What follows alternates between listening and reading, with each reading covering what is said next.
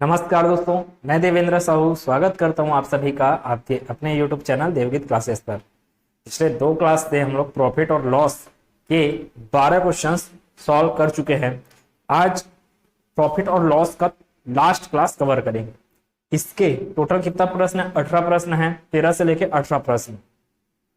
इसके अलावा आप जो भी टाइप वाइज और प्रश्न सॉल्व करना चाहते हो उसको आप कर सकते हो, लेकिन मैं जितना बता रहा हूं वहां तक ही आपके एग्जाम में प्रश्न जाने वाले हैं, उसी लेवल के हिसाब से। ठीक है, जैसे कि मैंने पिछले क्लास में भी बताया आपको कि प्रश्न कैसे आया था। यहाँ पे 2 प्रश्न लिया था मैं कि प्रश्न कैसे आया था उसको समझाया मैं। ठीक है, तो क्लास स्टार्ट कर रहा हूं मैं 13वें प्रश्न के साथ। कॉन्सेप्ट आपको पता है, तुलना करने पे आधारित होता है सूत्र।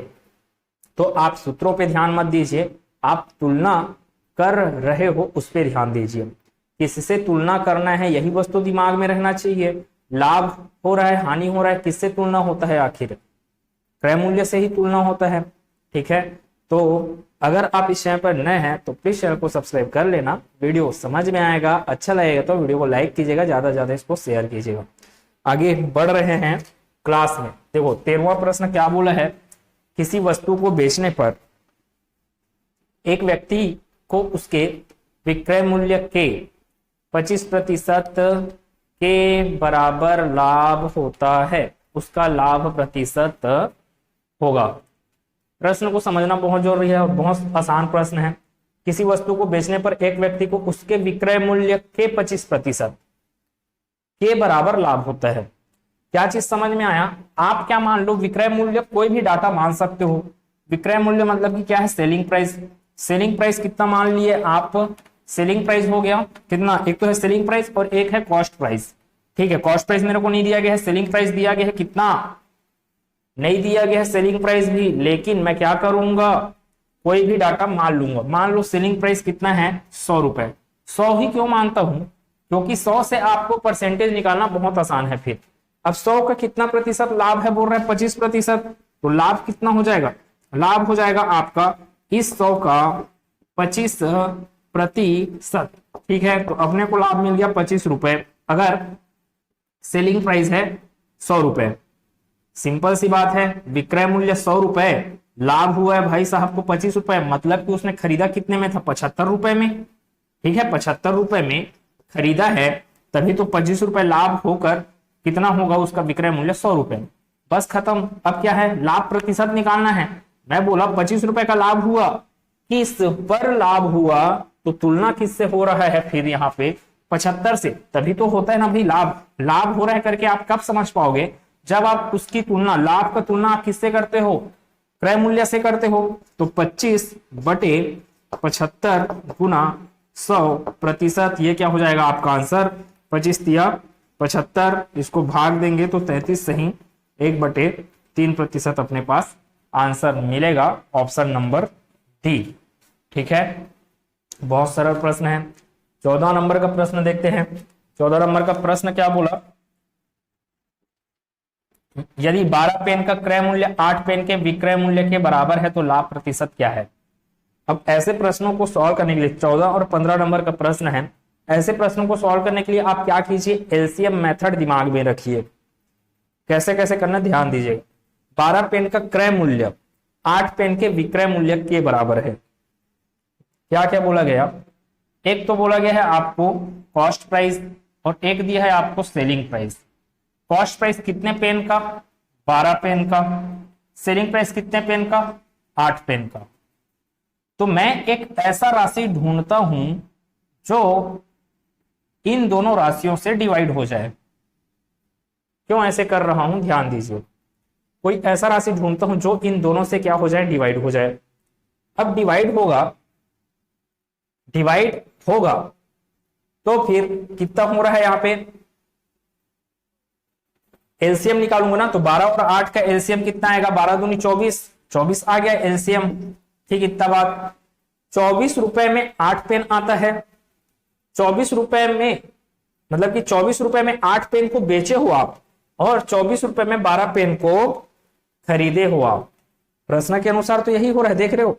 यदि 12 पेन का क्रय मूल्य 12 पेन का क्रय मूल्य कितना होगा? 24 रुपए, और उसी के बराबर क्या है? 8 पेन का विक्रय मूल्य। तो ये 24 रुपए क्रय मूल्य भी है और विक्रय मूल्य भी है। कौन सा? 24।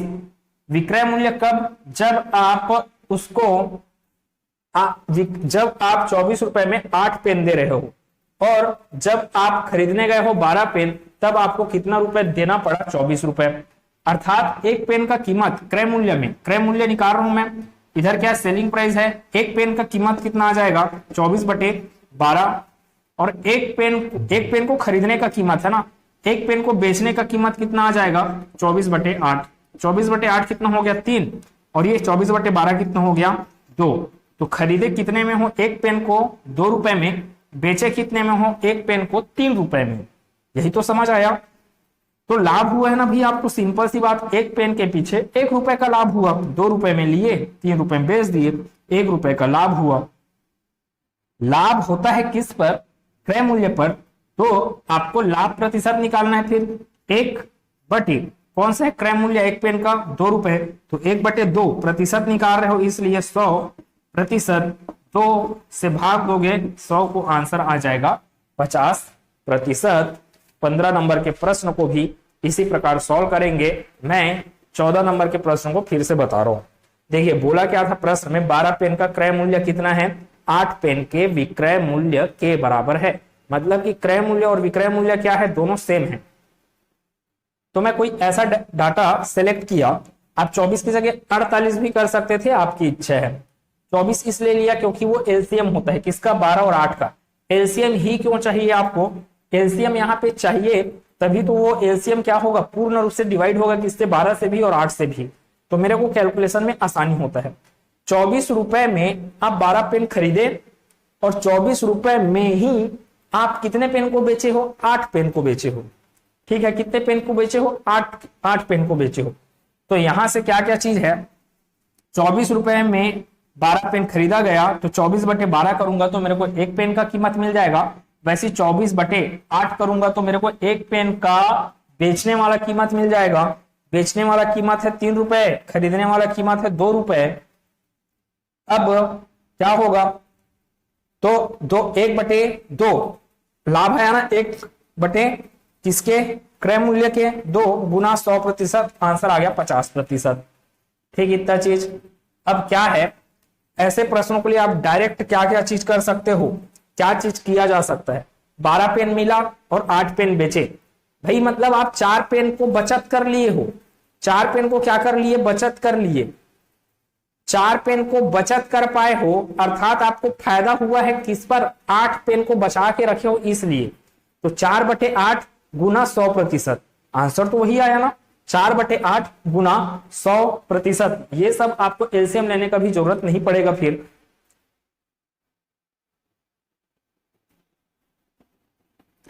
15 नंबर का प्रश्न, 15 नंबर का प्रश्न क्या है? 12 पेनों का विक्रय मूल्य 20 पेनों के क्रय मूल्य के बराबर है। अब फिर वही बात, ये 12 पेन का क्रय मूल्य 20 पेनों के विक्रय मूल्य के बराबर है। अब क्या चीज है? 12 पेनों का विक्रय मूल्य 20 पेनों के क्रय मूल्य के बराबर है।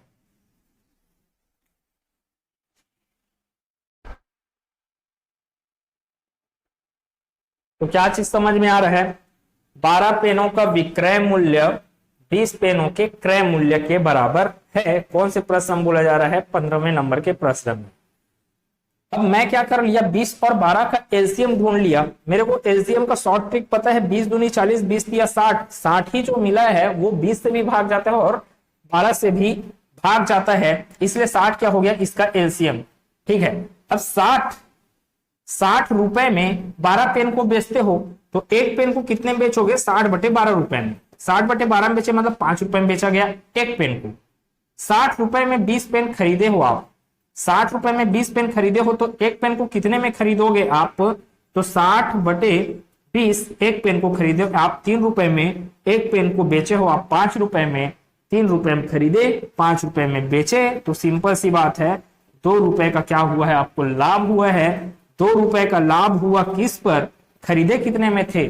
3 रुपए में, तो 2/3 गुना 100%। आपके पास ऑप्शन कितने में भाग जाएगा?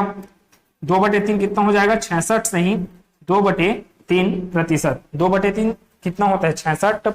सही, 2/3% ही होता है। अब डायरेक्ट इसको क्या किया जा सकता था, इतना आपको तामझाम नहीं करना है। फिर भी देखो 12 और 20 में डिफरेंस कितना है? 8 का।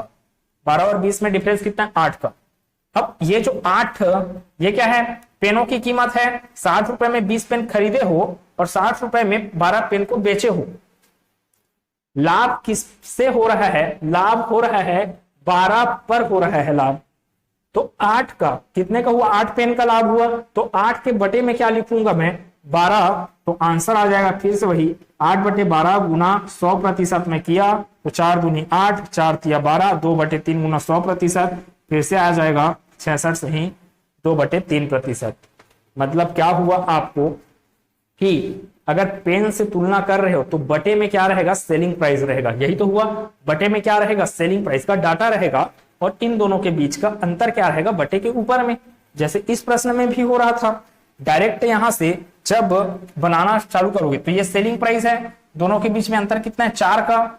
ठीक है, इसको सॉल्व किया रहता तो मैं 4/8 करता। 4 सेलिंग प्राइस क्या है? 8 है, तो तुलना होगा सेलिंग प्राइस से। फिर सेलिंग प्राइस में 8 पेन बिके हुए हैं तो 4/8 गुना 100 आपको फिर से देता ये 50%। इतना सारा चीज समझाने का जरूरत नहीं पड़ता मेरे को, अगर आप ये वाला शॉर्ट ट्रिक अपना रहे हो तो।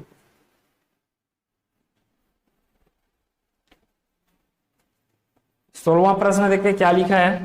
16वां प्रश्न, एक फल विक्रेता ने संतरे 5 रुपए के 3 के दर से खरीदी।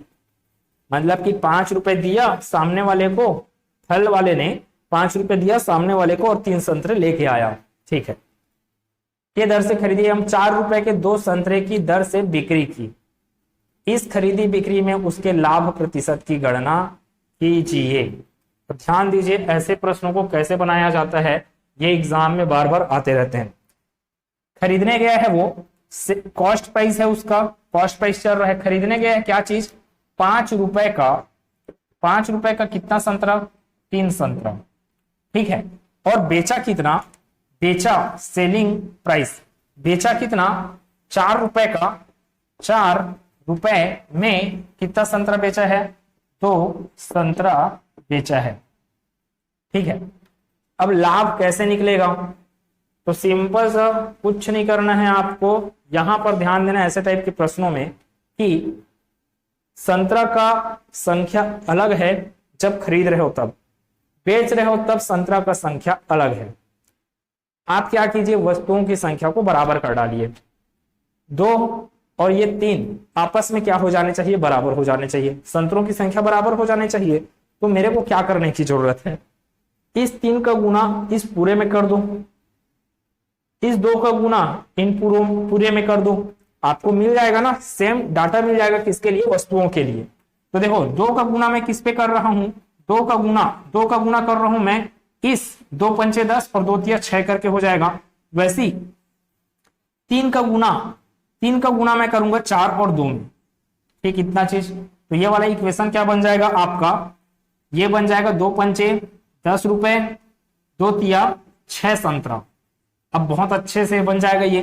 3 दूनी 6 संतरा और ये 3 चौक 12 रुपए। क्या चीज समझ में आया? 6 संतरे को खरीदे हो, कॉस्ट प्राइस है ना 10 रुपए में, और 6 संतरे को बेचे हो 12 रुपए में। अब तो प्रश्न बहुत आसान है। वस्तुओं की संख्या समान है, आपको लाभ आसानी से दिख रहा है। यहाँ पे 10 रुपए में खरीदा गया 6 संतरा, बेचा गया 12 रुपए में 6 संतरा।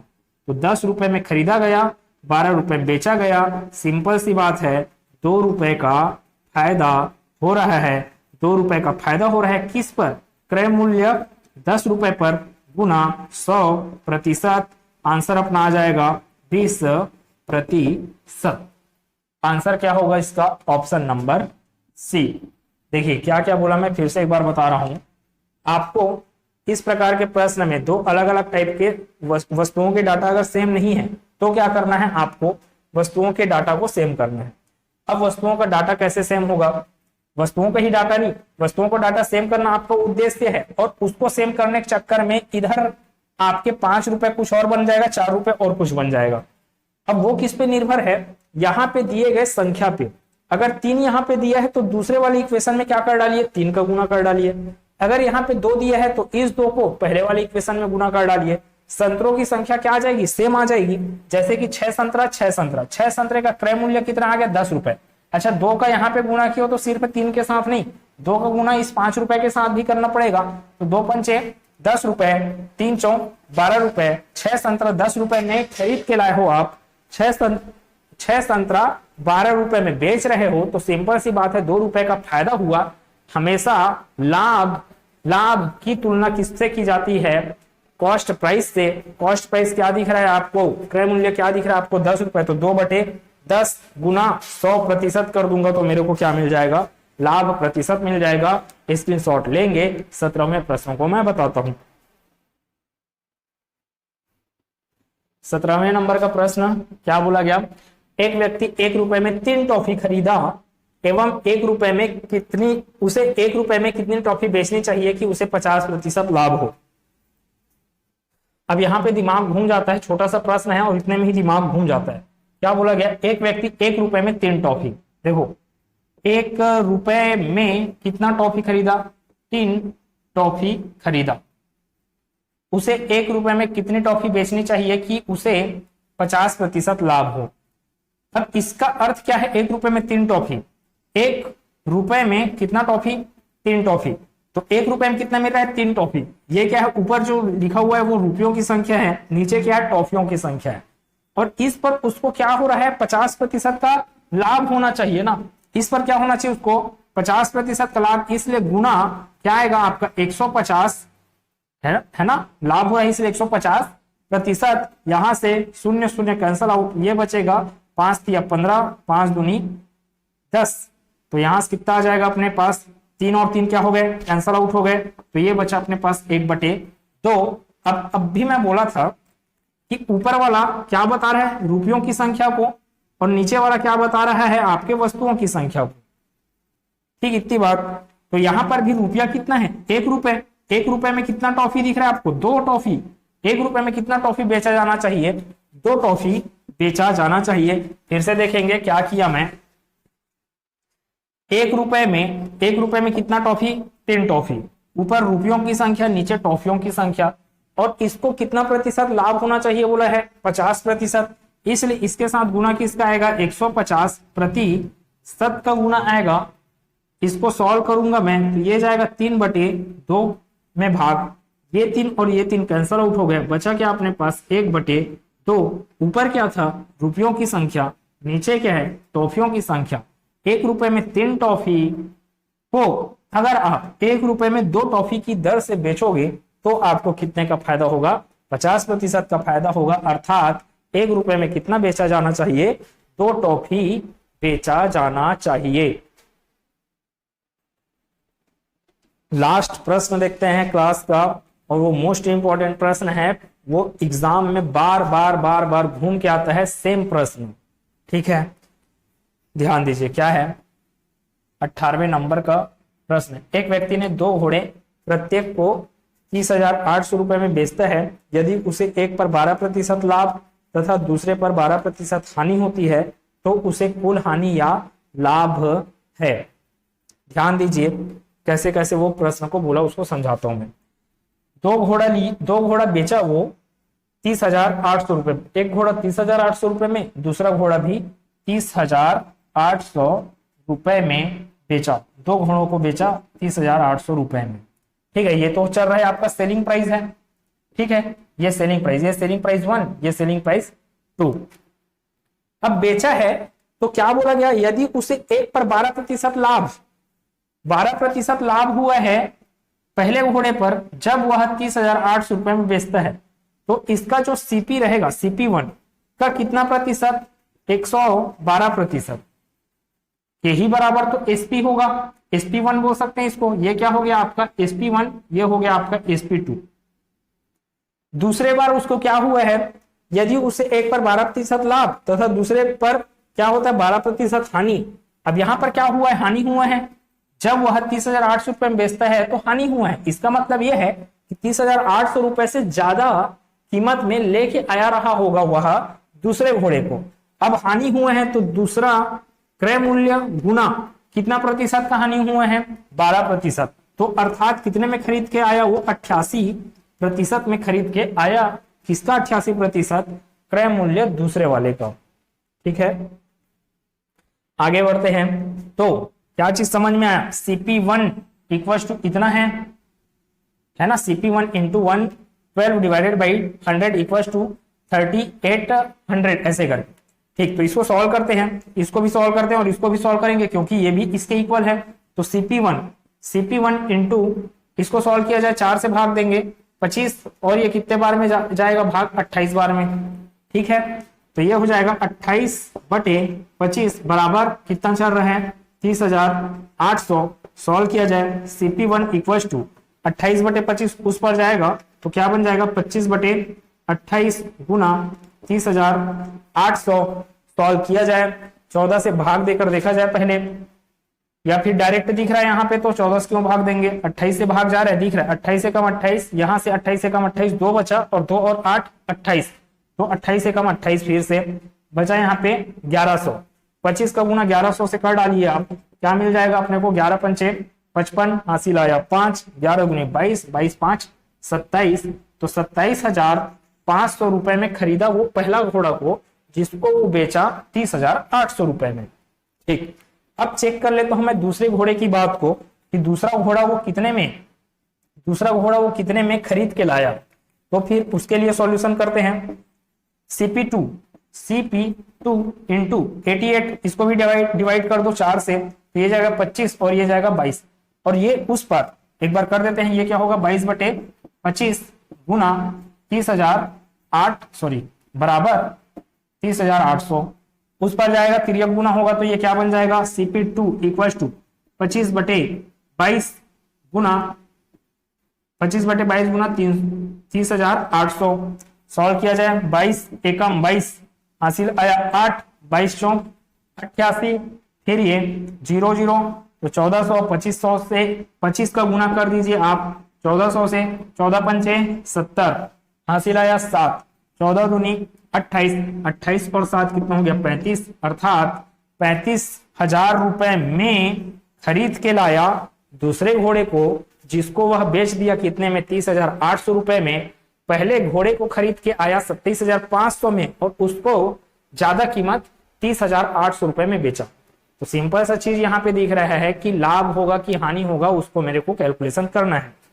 अब देखो टोटल वो बेचा कितने रुपए में, 30,800, 30,800 कितना हो रहा है अपने पास, 8 8 6, एक आया हासिल, तो 30 30 60 60 और 1 61। ठीक है, इतना ही आएगा, 61,600 रुपए में बेचा। टोटल अपने जेब से कितना पैसा दिया दोनों घोड़ों के लिए, तो आप जोड़ दो 27,500 और 35,000 को जोड़ दो तो कितना आएगा अपने पास, टोटल दोनों को जोड़ने से कितना आएगा, ये 2 शून्य यहाँ पे है, फिर ये 5 का शून्य से 5, 7 5 12 हासिल आया 1 2 3 5 5 और 1 6, 62,500 रुपए अपने जेब से दिया है, जबकि उनको बेचने से उसकी जेब में कितना पैसा आया, 61,600 पैसा आया। तो मेरे को अब कुछ नहीं करना है, मैं कर लूंगा 61,600 में, सॉरी 62,500 में 61,600 को माइनस कर देता हूं। क्या बोल रहा हूं, इधर करता हूं मैं, 62,500 में 61,600 को माइनस कर दो, 15 में 6 गया 9, ठीक है, यहाँ पे 60 बच गया, तो ये टोटल कितना हो गया 900। ठीक, इतना चीज। अब ये 900 आया, 900 का अंतर आया, किस पर आया, किस पर घाटा हो रहा है, तो हमेशा क्रय मूल्य पे ही होगा।